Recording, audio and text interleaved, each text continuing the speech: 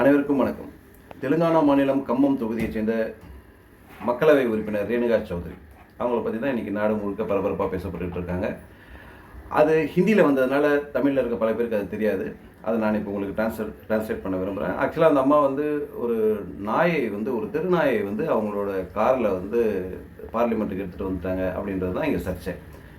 அதை பற்றி ஒரு நிருபர் கேட்குறாரு, மேடம் இதேமாரி இவ்வளோ புரோட்டோக்காலையும் தாண்டி ஒரு நாயை நீங்கள் எடுத்துகிட்டு வந்திருக்கீங்களே, இப்போ இதுதான் பேசும் பொருளாக இருக்குது, அதை பற்றி நீங்கள் என்ன நினைக்கிறீங்க அப்படின்னு கேட்குறாங்க. அதுக்கு அவங்க என்ன புரோட்டோக்கால், அப்படி ஏதாவது சட்டம் இருக்கா அப்படின்னு கேட்டுட்டு, நான் வர்ற வழியில் ஒரு காரு ஒரு பைக்கு ஆக்சிடெண்ட் ஆகிடுச்சு. அப்போ அந்த இடத்துல ஒரு நாய்க்குட்டி இருந்தது.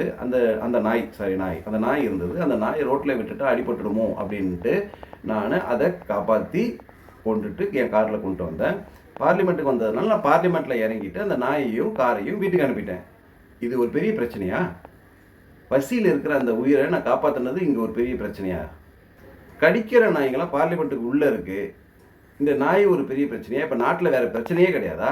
இதுதான் பிரச்சனையா அப்படின்னு அவங்க கேட்குறாங்க. அதுக்கு அந்த நிருபர் இப்போ இந்த நாயை நீங்கள் எங்கே எடுத்துகிட்டு போனீங்க அப்படின்னு கேட்கும்போது, நான் எங்கே எடுத்துகிட்டு போனேன், நான் தான் பார்லிமெண்ட்டுக்கு போயிட்டேனே, நான் காரில் அனுப்பி விட்டுட்டேனே வீட்டில். அப்போ அந்த நாயை நீங்கள் அடாப்ஷன் எடுத்துக்கிட்டீங்களா, தத்து எடுத்துக்கிட்டீங்களா அப்படின்னு அவர் மறுபடியும் கேட்குறாரு.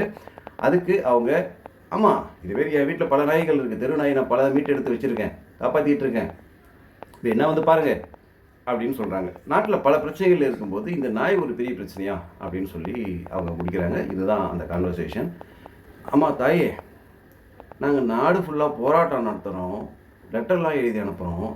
ஆனால் ஒரே ஒரு இன்சிடெண்ட்டில் யாருக்கு தகவல் சொல்லணுமோ, எப்படி தகவல் சொல்லணுமோ அருமையாக சொல்லிட்டீங்க. அனைவருக்கும் என்னோட வேண்டுகோள் என்னென்னா, அரசியலுக்கெல்லாம் அப்பாற்பட்டு, இப்போ நான் அரசியலுக்கெல்லாம் அப்பாற்பட்டு தான் பேசிகிட்டு இருக்கேன்.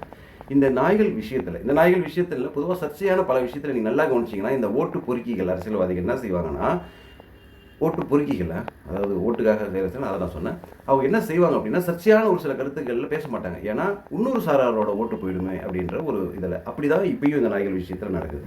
ஆனால் ஓட்டே இல்லாத நாய்க்காக நடுநிலையாக குரல் கொடுத்த அரசியல் தலைவர்களை தூக்கி வச்சு கொண்டாடுங்க.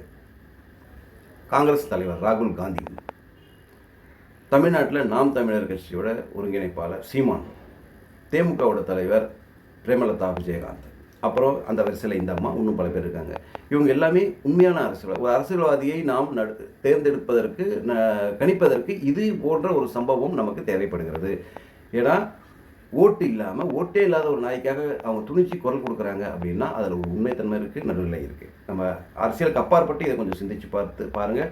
இப்படிப்பட்ட அரசியல் தலைவர்கள்லாம் தூக்கி வச்சு கொண்டாடுங்க. இன்னும் பல அரசியல் தலைவர்கள்லாம் பேசுங்க. ஏன்னா நாய்க்கு ஓட்டு இல்லை, ஆனால் அந்த நாய்க்காக நாங்கள் ஓட்டு போடுவோம்ல. No dogs no vote.